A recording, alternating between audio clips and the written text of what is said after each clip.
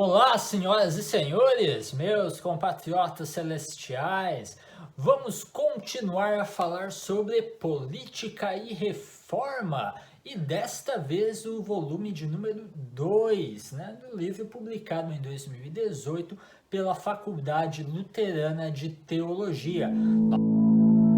Nós já gravamos 2 vídeos falando sobre o volume de número 1, você pode dar uma conferida lá, e agora nós vamos partir então para o volume de número 2, que eu acredito serão mais 2 vídeos, Eu vou aí administrando o tempo para não deixar ele ficar assim muito longo, Daí eu pauso e a gente continua em um segundo vídeo, porque eu sei que isso acaba se tornando cansativo demais, e desanimador. Então, eu vou aí verificando, se eu vejo que tá ficando longo demais, eu pauso e a gente inicia um outro, ok?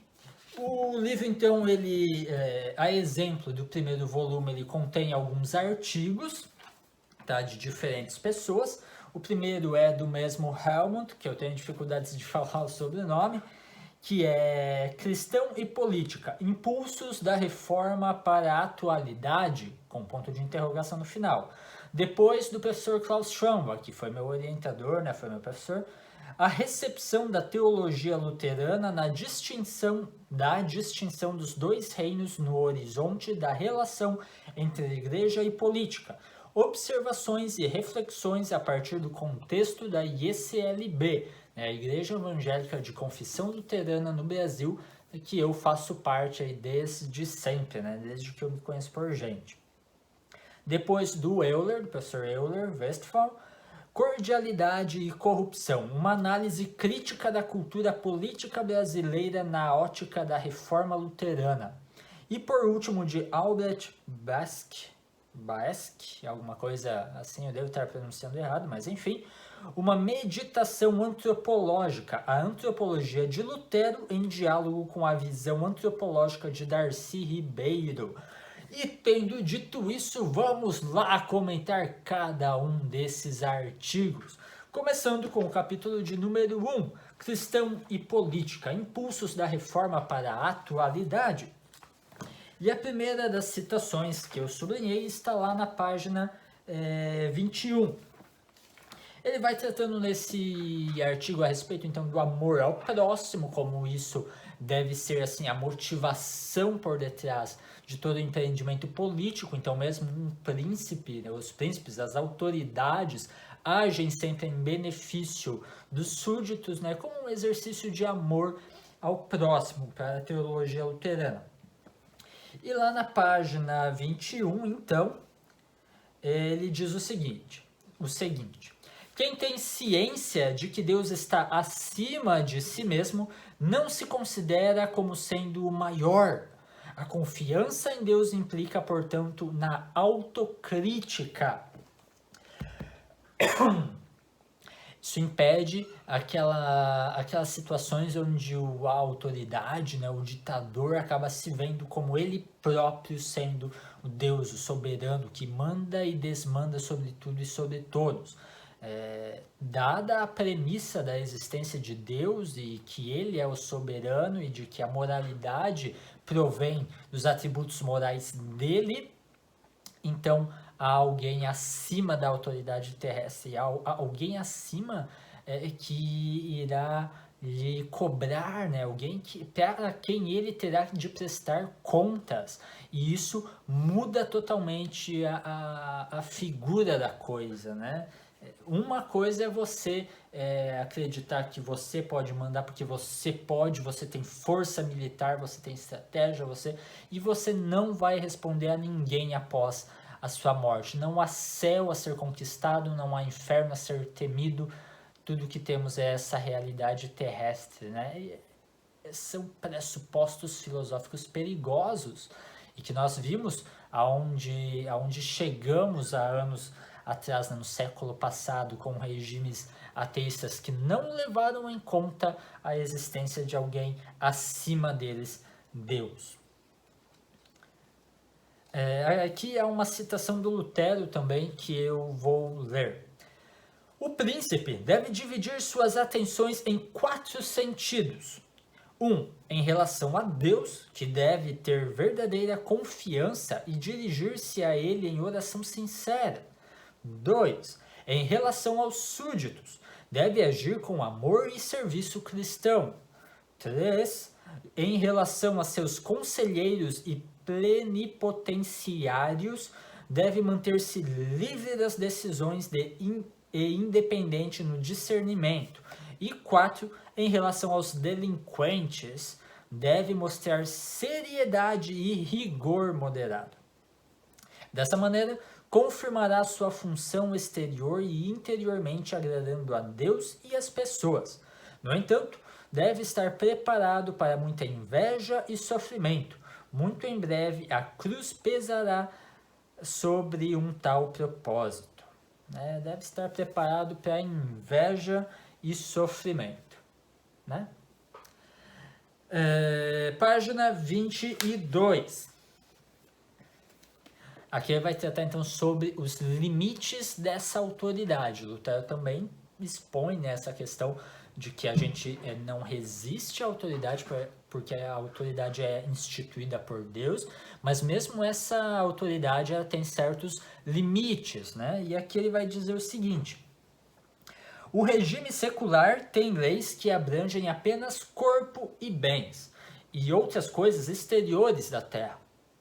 Pois sobre a alma Deus não pode nem quer deixar ninguém governar, a não ser somente Ele, Deus, Logo, onde a autoridade secular se atreve a impor uma lei à alma, aí ela interfere no regimento divino e somente seduz e corrompe as almas. Então aí está um limite, Quando você é obrigado a entregar as Bíblias, como vai dizer Lutero um pouco mais adiante, Então ali você desobedece ao Estado. Embora Lutero esteja falando num primeiro momento da resistência passiva. Embora nós vimos no livro passado que mais tarde o Lutero ele abre as possibilidades para a autodefesa. Então quando o príncipe vem querer massacrar os evangélicos, tempo ali das guerras, católicos, evangélicos, então você tem permissão para a autodefesa, para a resistência armada. É algo interessante ao meu ver. Página 23. No século XVI, os casos de conflito apareceram quando príncipes contrários à reforma exigiram de seus súditos que entregassem as suas Bíblias, aquilo que eu havia comentado, as traduções que Lutero havia feito lá no castelo de Wartburg. Nesses casos, também para Lutero a desobediência era requerida, pois a autoridade secular havia transgredido de modo pecaminoso a sua jurisdição. E eu sigo aqui um pouco mais abaixo uma outra citação muito interessante a respeito da obediência civil e essas questões todas de até que ponto se lhe deve obediência, como isso vai implicar lá no século XX, com o surgimento de Hitler na Alemanha. Na Alemanha, nós nos lembramos do tempo do nacionalsocialismo, que também chamamos de nazismo, como exemplo assustador de uma transgressão de limites do governo político, e passamos pela lembrança adiante. Nesse tempo se mostrou também como um impulso reformatório em relação à limitação da política passa a ter, de modo bem novo e atual, um efeito. Quando os nacionalsocialistas tentaram adequar a mensagem da Igreja Evangélica à sua ideologia, levantou-se em 1934 a oposição da Igreja Confessante. Eles estavam lá tentando atualizar a Bíblia, então, torná-la compatível com o espírito da época, com a ideologia reinante de então. Por isso eu critico quando surgem essas ideias de atualizar a Bíblia para deixar ela adequada à nossa mentalidade moderna ou pós-moderna. Isso é um erro. A Bíblia ela é transcendente, ela transcende culturas, épocas, lugares, enfim, ela é o que é. E em contrapartida, né, aqui se refere à Igreja Confessante, que resistiu em 1934. Mas houve também aqueles que aceitaram Hitler como uma autoridade instituída por Deus, né? Ambas as coisas aconteceram nesse período. É necessário mencionar isso também. Vamos passar para o capítulo de número 2, de autoria do Klaus Schwab, né? A recepção da teologia luterana da distinção dos dois reinos. Lutero tem muito isso, né? Dos dois reinos de Deus, né? Que é inspirado na teologia de Santo Agostinho, da cidade de Deus e a cidade dos homens. É uma espécie de dois reinos também. Dois reinos no horizonte da relação entre igreja e política, observações e reflexões a partir do contexto da IECLB, Igreja Evangélica de Confissão Luterana no Brasil. Primeira citação que eu sublinhei, página 39.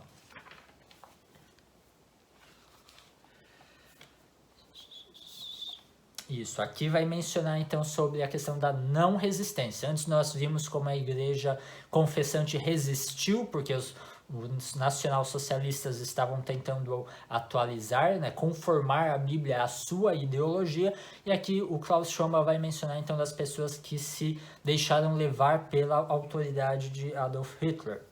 Fulminantes foram, depois disso, as críticas que muitos teólogos fizeram à doutrina luterana dos dois reinos, que teria sido uma das responsáveis pela postura de obediência acrítica e submissa às autoridades durante o regime nacional socialista da Alemanha. Como eu comentei, algumas pessoas realmente se renderam porque entenderam que, como era um segundo reino, né, independente da igreja, então é instituído por Deus e devia-se obediência a ele também. Isso vai ser alvo de muitas críticas depois que se soube de tudo que estava acontecendo, né, de todos os campos de concentração e coisas que nem sempre estavam à vista, né, nos tempos da guerra, né? Mais tarde que os aliados vão descobrir, tudo isso vem à tona, né? E, enfim, né?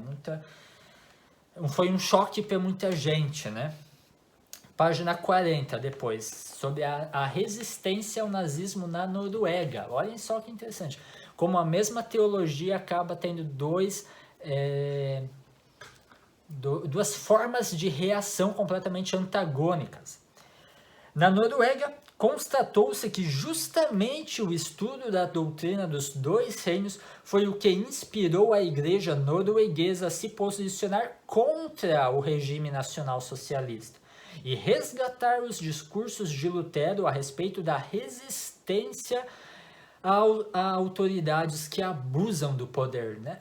Não foi só a igreja confessante, também a igreja na Noruega fez a mesma coisa. Muito interessante isso aqui. Então, em todos os casos, esses estudos também indicam que os problemas em torno da teologia luterana dos dois reinos não estão necessariamente na visão de Lutero em si. Não é no que Lutero diz, mas sim muito mais nos modos como as diferentes igrejas luteranas entenderam e se apropriaram dela. Então é aquele desenvolvimento da tradição luterana, é aquele amadurecimento, né? As ideias, elas têm consequências, às vezes uma preposição aqui, né? Uma proposição aqui, ela vai gerar implicações lógicas lá na frente que não foi previsto na primeira defesa. E às vezes essas implicações lógicas, elas divergem, elas abrem um leque de possibilidades nunca previstas pelo autor primário. E é o que aparentemente acontece aqui com Lutero. Algumas pessoas entendem então que é necessário a obediência à crítica e outros justamente entendem que não. Então é necessária a resistência quando esse segundo reino não cumpre com o seu dever instituído por Deus, né? Delegado por Deus a eles, né? E aí, ainda na página 41, O Klaus Schwab vai falar então sobre os abusos que se fez da teologia dos dois reinos e mencionar aqui dois dos principais. E um deles é justamente essa adaptação indiferenciada da igreja às estruturas de poder político existentes. Então essa aceitação acrítica de tudo que vier, porque a autoridade é instituída por Deus. E a outra seria a adaptação dualista diferenciada da igreja às estruturas de poder existentes, que também pode ser ativa, passiva ou camuflada. Neste modelo, a igreja deixa o Estado atuar em sua autonomia, não se intromete e se isola em seu gueto. Isso aqui me lembra um pouco uma crítica do Abraham Kuyper, de que ele fala assim, de que a igreja cristã não deve se esconder em seus guetos eclesiológicos e se contentar só com o fato de terem fé e abandonar então o empreendimento da ciência, da política, da arte na mão dos descrentes. Então a gente precisa se envolver de certa forma. Mas enfim, isso é só uma coisa que me remete lá ao Abraham Kuyper, não tem nada a ver aqui com esse artigo aqui que está relacionado à ICLB. Vamos seguindo. A parte 2, então, deste mesmo capítulo, desse mesmo artigo de autoria do Klaus Schwab, vai trazer algumas recepções que houveram dentro da ICLB, então, da doutrina dos dois reinos de Lutero. Alguns melhores, alguns piores, né? Vamos comentando aí as principais. Um pouquinho de cada uma delas eu vou comentar.